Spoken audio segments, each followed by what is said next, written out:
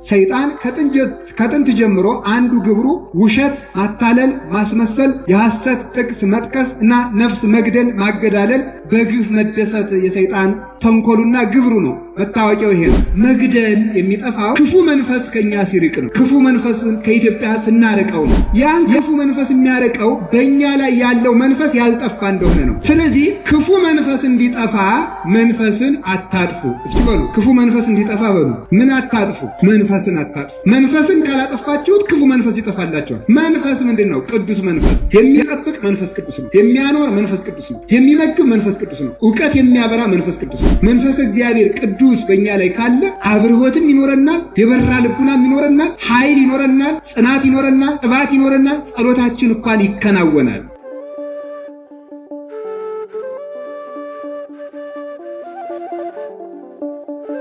እግዚአብሔር በፈቀደልንና ባለን ሰዓት የምንማማረው የትምህርታችን ኃይለ ቃል መንፈስን አታጥፉ በሚል ርዕስ እንማማራለን። እስኪ በሉ ሁላችሁም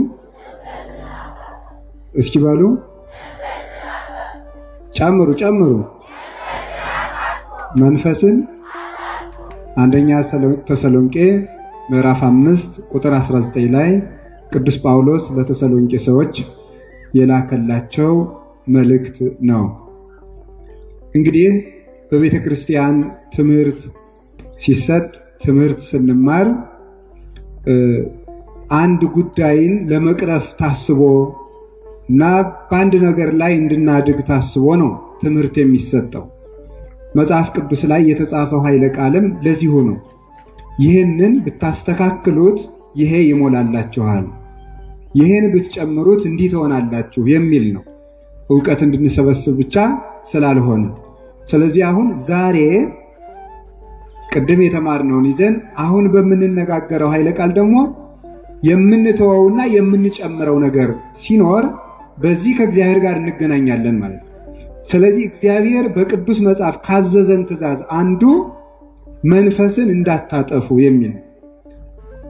ትውልድም ሆነ ሀገርም ሆነ ሕዝብ የሚጠፋው እሱ መንፈስን ሲያጠፋ ነው። መንፈስን ካጠፋን እኛም እንጠፋለን። እግዚአብሔር ስለዚህ መንፈስን አታጥፉ ሲል መንፈስን ካላጠፋችሁ እኔም አላጠፋችሁም ማለቱ ነው።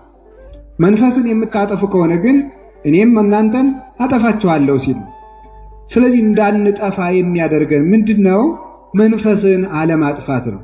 ቅድም መምህራችን ይመውት ዜና ለዛ ሀዩ ብለው አስተምረውና እኖራለሁ እንጂ እድናለሁ እንጂ አልሞትም። እንዳንሞት የሚያደርገን አንዱ መንፈስን አለማጥፋት ነው። እንድንሞት የሚያደርገን ደግሞ መንፈስን ማጥፋት ነው። እና ቅዱስ ጳውሎስ በደንብ አድርጎ አስጠንቅቆታል። ይህንን ዘመንም ይህንን ያለንበትን ወቅትም አሻግሮ ከደህና ወቅት የሚያደርሰን መንፈስን ያላጠፋን እንደሆነ ነው። ሰዎች ግን እየመጡ በሚነግሩን ነገር እንግዲህ የሰምታችኋል። ልብ ብላችሁ ሁላችሁም አስተውሉ። በየጊዜው የግርግር ነቢያት፣ የግርግር ሰባኪያን፣ የግርግር ሐዋርያት፣ የግርግር ባይታውያን፣ የግርግር ቅዱሳን ይመጣሉ። መቼም ከእውነት አጠገብ ውሸት ጠፍቶ አይደለም። በእግዚአብሔር መስመር ሳጥናኤል ተነስቷል። በቃየል አቤል ተነስቷል። በሙሴ ጠንቋዮች ተነስተዋል። በኤልያስ አክዓብ አለ። በዳዊት ሳኦል አለ። በሌሎችም ዘመን እንዲህ ያለ ነገር እንዲያውም አንገራችሁ ዓለም እስከሚጠፋ ድረስ ከዚች ምድር ብቻ ሳይሆን ከቤተ ክርስቲያን ውስጥም እንኳ ቢሆን ክፉ ሰው አይጠፋም። ይህ እስከ መጨረሻው የሚዘልቅ ነገር ነው። አውቀነው የምንሄደው ነገር ነው። ስለዚህ በየጊዜው ሰው እየመጣ እንደምትሰሙት እንዲህ ይለናል። ለምሳሌ በጥር እንደዚህ ይሆናል፣ ኢትዮጵያ እንዲህ ትሆናለች ይችላል። አንዱ መጥቶ ደግሞ የለም የካቲት እንደዚህ ይሆናል። አንዱ መጥቶ ሚያዝያ እንዲህ ይሆናል። አንዱ መጋቢት፣ አሁን አንዱ ደግሞ መጥቶ ሐምሌና ነሐሴ ጉድ ሊፈላ ነው ይላል። ሌላው መጥቶ ደግሞ 2015 መስከረም ጨምሮ የኢትዮጵያ ፀሐይ ሊወጣ ነው ይላል። እንደዚህ ነው ተብሎ ነው ወይ ፀሐይ የሚወጣው? ኢትዮጵያስ የምትነሳው እንዲህ ብላ ነው ወይ? የኢትዮጵያ ትንሣኤ እያለ ሁሉም ሰው ይነገራል። የተሾመውም የተሻረውም የበቃውም ያመነውም ያለመነውም የኢትዮጵያ ትንሣኤ ቀርቧል ይላል። የኢትዮጵያ የምትነሳው ምን ሆና ነው? ሞታን መሆን አለበት እኮ። ልትነሳ ከተባለ ሞታ የሚል አለ። ወይም ደግሞ ካልሆነ ወድቃ መሆን አለበት። ካልወደቀች ልትነሳ አንልም። ካልሞተች ልትድን አንልም። ከሞተችስ የሞተው ምኗ ነው ካልን ደግሞ መንፈስ ሞቶ ነው። መንፈስ ሞቶ ነው። መንፈስ ከሞተ የሚነሳው መንፈስ ሲነሳ ነው። ያ መንፈስ ምንድን ነው? መንፈስ የጋራ ስም ነው። ነፋስም መንፈስ ይባላል፣ አጋንንትም መንፈስ ይባላል። እነሱ መገዳደልን ያመጣሉ። የሚያጠፋው መንፈስ ማን ይባላል? ጋኔን ነው። ሰይጣን ዲያብሎስ መገዳደልን ያመጣል። እስመም ትካት ቀታሌ ነፍሰ ሰብኡቱ፣ እርሱ ከጥንት ጀምሮ ነፍሰ ገዳይ ነው። ሰይጣን ከጥንት ጀምሮ አንዱ ግብሩ ውሸት፣ ማታለል፣ ማስመሰል፣ የሐሰት ጥቅስ መጥቀስ እና ነፍስ መግደል፣ ማገዳደል፣ በግፍ መደሰት የሰይጣን ተንኮሉና ግብሩ ነው። መታወቂያው ይሄ ነው። ቅዱስ ጳውሎስ በሰይጣን እንዳንታለል የእሱን ተንኮል አንስተውም ይላል። በዚህ ዘመን የምንታለለው የሰይጣንን ተንኮል ካለማወቅ ነው። የሰይጣንን ተንኮል ያወቀ ሰው በእግዚአብሔር ቸርነት ለመመራት ይቻለዋል። ዲያብሎስ ከሚጠላቸው ሰዎች መካከል ተንኮሉን የሚናገርበት ሰው አይወድም። ተንኮሉን እንዲገባንም አይፈልግም። እንዳይገባን አድርጎ ማጥፋት ስለሚፈልግ ነው እያታለለን። እንዲያውም የጸደቅን እንዲመስለን ሁሉ እያደረግን የማንፈጽመውን ትልቅ ገድል እንድንጀምር ጭምር እያደረገ የአቅማችን ጽድቅ አስትቶ ትልቅ ጽድቅ በማስጀመር ጭምርም በመዋጋት በመሸንገልና በማታለል እንደወደቅን እንኳን እንዳይገባን በማድረግ ዲያብሎስ ይጥለናል። አንዱ መንፈስ እሱ ነው። ዋናው ጋኔን መንፈስ ነው። እሱን ስናጠፋው ሌላ መንፈስ፣ ትክክለኛው መንፈስ ይኖረናል። ያ ሲኖረን መገዳደል ይጠፋል። አንድ ነገር እንገራችሁ። መንፈሳዊ ሰው ክፉ መንፈስን ያጠፋል። ክፉ መንፈስን ስናጠፋው መገዳደል ይቆማል። በዚህ ወቅትም እኮ ኢትዮጵያ ውስጥ የሚሞቱ ሰዎች አሉ። በዚህ ሰዓት፣ በዚህ ደቂቃ፣ በዚህ ሰከንድ አሁን የሚሞቱ፣ አሁን የሚታሰሩ፣ አሁን የሚገፉ ሰዎች ይኖራሉ። ይህን መገዳደል ምንድነው የሚያቆመው ሲባል መንፈስን ማጥፋት። ለምሳሌ 3 አጭር ነገሮችን ልንገራችሁ። መንፈሳዊ ሆነው መንፈስን ገስጸው የሕይወት መንፈስን ይዘው የሚገድል መንፈስን ገስጸው ሕይወት ያስቀጠሉ አባቶች አንዱ ቅዱስ ዳዊት ነው። ቅዱስ ዳዊት ምንድን ነበር? መንፈሳዊ ሰው ነው። የእግዚአብሔር መንፈስ ያደረበት ሰው ነው። 7 ሀብታት አድረውበታል። ሀብተ መንፈስ ቅዱስ በሱ ላይ አለ። በሳኦል ደግሞ የቅናት መንፈስ አለበት። እንግዲህ ደጋግሜ ያልኩት ሌሎች መምህራንም ያስተምሩታል። እኔ በቆምኩበት ቦታ ላይ ደጋግሜ የምናገረው ነገር አለ። የዲያብሎስ 3 ዋና ተንኮሎች የሚባሉት ቅናት፣ ምቀኝነትና ትዕቢት ናቸው። 3ቱም ቅደም ተከተል አላቸው። ትዕቢተኛ ሰው ይቀናል። የሚቀና ሰው ምቀኛ ይሆናል። የሚመቀኝ ሰው ደግሞ ነፍስ መግደል ነው። እኔ ትልቅ ነኝ ብሎ የሚያስብ ሰው ሌላውን ትንሽ አድርጎ ስለሚያስብ ሊተካከለኝ ነው ብሎ የሚያስበውን ሰው ሁሉ እየገደለ ይኖራል። ይመቀኘዋል፣ አይፈልግም። ስለዚያ በውስጥ ያለስ መቀናት ትበለውም ለልበ ብዙኃን በመዓት። ቅናት የብዙ ሰዎችን ልብ እንደ እሳት ትበላቸዋለች ብሎ ሰሎሞን እንደተናገረ፣ በሳኦል ያለ የቅናት መንፈስ፣ በቅዱስ ዳዊት ላይ ያለ ደግሞ የሕይወት መንፈስ። ሳለት ምን አደረገ? አንድ ቀን አታሎ ያንን አታሎ ዳዊት ወልዴ ቃል ከማይዘኒ ዳዊት ልጄ ዳዊት በገናውን ስትደረድር መዝሙሩን ስትዘምር ያንተ ቃል እኮ ልብ ይሰብራል፣ ያንተ ልብ እኮ ያንተ ቃል ልብ ይመስጣል፣ እባክህን በገና ደርድርልኝ ዘምርልኝ ብሎ ጠራው። እሱ እውነት ነው ብሎ ይደረድራል። ሄዶ ሲደረድርለት ከግድግዳ ተጠግቶ የተቀመጠውን ቅዱስ ዳዊትን ከግድግዳው ጋር በጦር አጣብቶ ለመግደል ጦሩን ወረወረ። ሲወረውር ቅዱስ ዳዊት ምን አለ? አድነን እግዚኦን በሲኩይ፣ አቤቱ ከክፉ ሰው አድነኝ የሚለውን ቃል ካንደበቱ ሲናገር ሰይፉ ግድግዳው ላይ አርፎ ቅዱስ ዳዊት ተሰወረ፣ ወጥቶ ሄደ። አያችሁ፣ በዳዊት ላይ ያለው በቅዱስ ዳዊት ላይ ያለው የሕይወት መንፈስ በሳኦል ላይ ያለውን የመግደልና የደም ማፍሰስ መንፈስ አቅም እንዲያጣ ያደርገዋል። ሌላ ደግሞ አንድ ልጨምራላችሁ። አንዱ ማን ነው? ኤልያስ ነው። ኤልያስ ሕዝቡ ጣዖት እያመለከ ቢያስቸግረው ከዚህ ሁሉ ነገር እኮ ይህ ሕዝብ ጣዖት እያመለከ በሃይማኖት እየተለያየ ያስቸገረ ከእውነተኛው ሃይማኖት እየወጣ ያለ ቢጠግብ ነው። በዓለም ላይ እኮ ብዙ እምነትን ያፈላው ጥጋብ እኮ ነው። ምን መሰላችሁ? ቢጠግብ ነው። ስለዚህ ዝናብ አዝነመ በፀሐይ አብቀለ፣ በዝናብ አብቀለ፣ በፀሐይ አብስለ አታበላቸው፣ ሰማይ ይዘጋ ብሎ ዘጋው። 3 ዓመት ከ3 ወር በሙሉ ዝናብ ሳይዘንብ ከቆየ በኋላ ምን ሆነ? ኤልያስ እግዚአብሔር ሂድና ዝናብ አዝን ብሎ ላከው። አክዓብ ኤልያስን ፍለጋ ሲንከራተት ኤልያስን አግኝቸው አንድ ቀን ገድየው፣ ይሄን ነፍሰ ገዳይ እሱ ሊገል እያለ ይሄን ነፍሰ ገዳይ ይላል። እንስሳት አራዊት በሞት በውሃ ጥም እንዲያልቁ ያደረገ ሰማይ የለጎም ባገኘሁት አለ። አገኘው።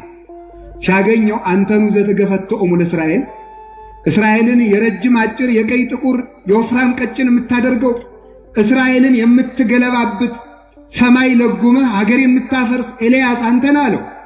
አኳ አነ ዘገፈቶሙ ለእስራኤል፣ እስራኤልን የምገለባብጣቸው እኔ አይደለሁም፣ አንተና የአባትህ ቤት ጣዖት እያመለካችሁ አንተ ነህ እስራኤልን የምትገለብጥ አለው።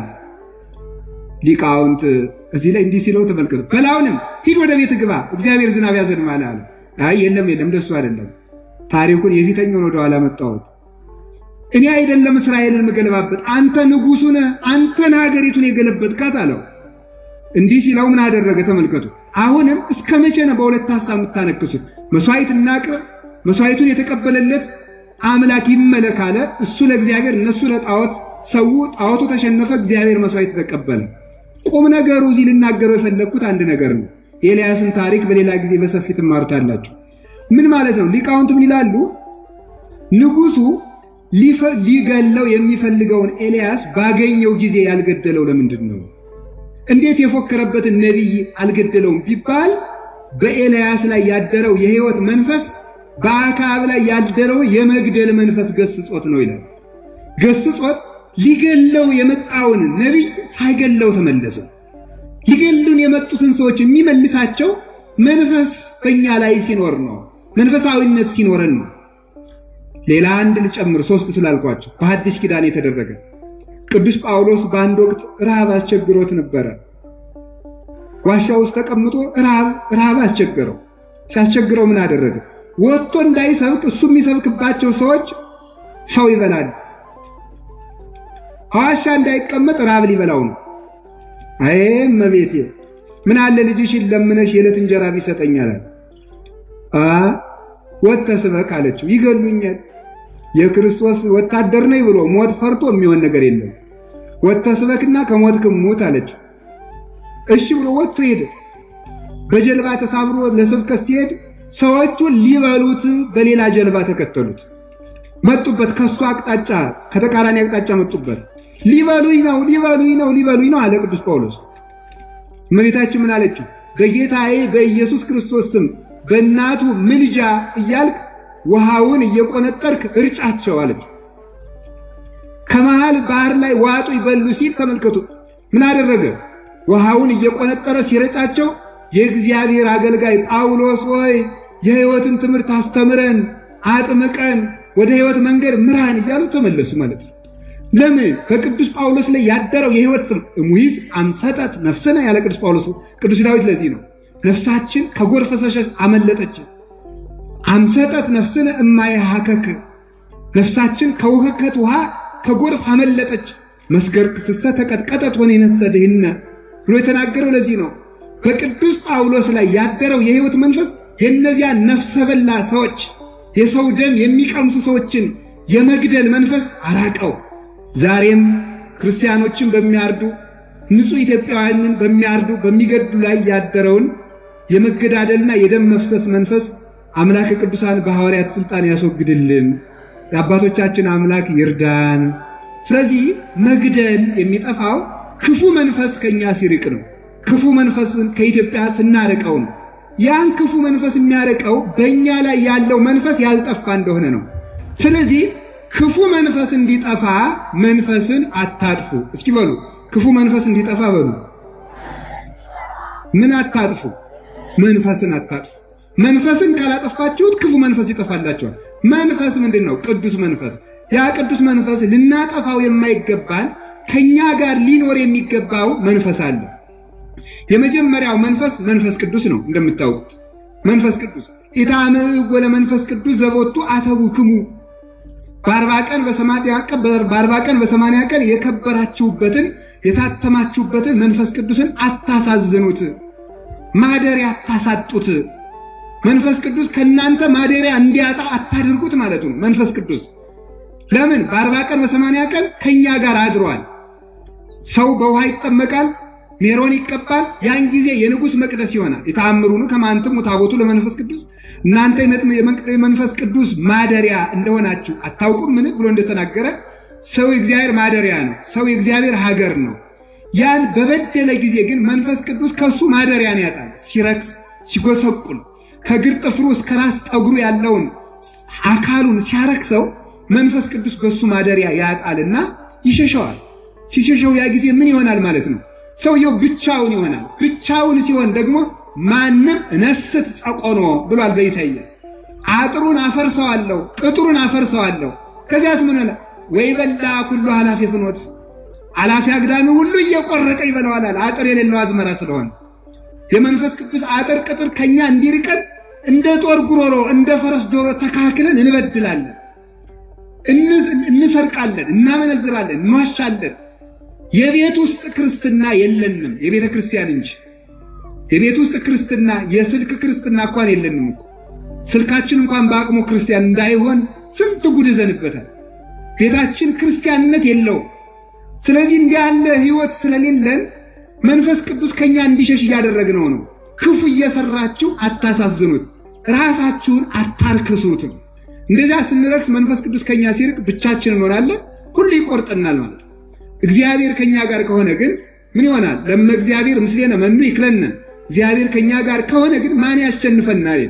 እግዚአብሔር ከኛ ጋር የሚሆነው ምንድነው? መንፈስ ቅዱስ ከኛ ጋር ሲሆን፣ መንፈስ ቅዱስ ከኛ ጋር የሚሆነው በምንድነው? በቤተ ክርስቲያን፣ በቅዳሴ፣ በኪዳን፣ በጸሎት፣ በመንፈሳዊ ቡራኬ፣ በንስሐ፣ በእንደዚህ ያሉት ሁሉ በቅዱስ ቁርባን መንፈስ ቅዱስ ከኛ ጋር ይሆናል። ከቤተ ክርስቲያን፣ ከኪዳን፣ ከቅዳሴ፣ ከቁርባን፣ ከጸሎት፣ ከክህነት እነዚህ ሁሉ የመንፈስ ቅዱስ ምንድን ናቸው? የመንፈስ ቅዱስ መግቦት የሚፈጸምባቸው ናቸው። የክርስቶስን ሥጋና ደም ስንቀበል መንፈስ ቅዱስም አብም ወልድም ከኛ ጋር ይሆናሉ። በክህነት ስንባረክና ከንስሐ አባት ሳንርቅ ሲቀር መንፈስ ቅዱስ ከኛ ጋር ይሆናል። ቤተ ክርስቲያን የመንፈስ ቅዱስ አዳራሽ ናት። ከቤተ ክርስቲያን ሳንታጣ ስንቀር መንፈስ ቅዱስ ከኛ ጋር ይሆናል። ጸልየን ስንወጣ የመንፈስ ቅዱስ ማደሪያው መንፈስ ወይም ነፍስ ስለሆነች ነፍስ ስትቀደስ መንፈስ ቅዱስ በእኛ አድሮ ስለሚኖር ያን ጊዜ ብቻችን አንሆንም። ወጥተን የምንገባው እግዚአብሔር አብሮን ወጥቶ አብሮን ሲገባ አብሮን ሲያድር ነው። ስለዚህ ሁለንተናችሁን ቀድሱት ነው።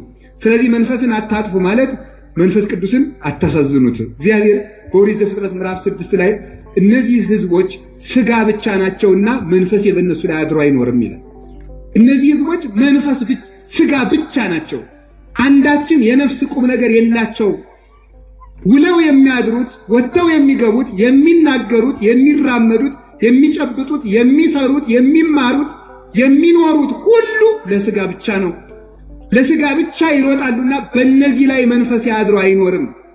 የሚያስተዳድራቸው የሥጋ ምኞት ብቻ ነው። ለዚያ ምኞት ብቻ ስለሚኖሩ የሥጋ ምኞት ደግሞ በሥጋ ሊጠፋ ይገባዋል። እግዚአብሔር የንፍር ውሃ አምጥቶ አጠፋቸው። የጠፉት ሥጋ ብቻ ስለሆኑ። ስለዚህ መንፈስን አታጥፉ። የ40 ቀን የ80 ቀን ምናችሁን መንፈስ ቅዱስን አሳዝናችሁ አታስወጡት። አባቶቻችን ምን ያሉ? ሀብትኬ መንፈስ ቅዱስ ውእቱ፣ ሀብትኬ ሰናይ መንፈስ ቅዱስ ውእቱ። በጎ ሀብትስ በለኝ መንፈስ ቅዱስ። እስኪ በሉ አንድ ጊዜ በጎ ሀብትስ በለኝ በሉ። ማን ነው አለ?